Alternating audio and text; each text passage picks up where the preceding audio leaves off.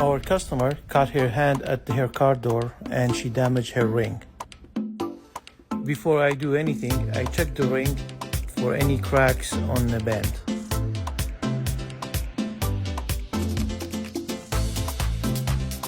I heat up the ring to get it softened. I stretch out the ring with mandrel and then hammer it to make it round. And then checking it again for any cracks or anything like that.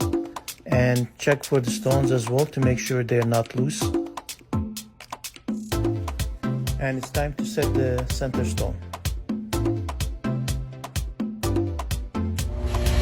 And after that it's polishing, and the ring is gonna look pretty nice when it's done.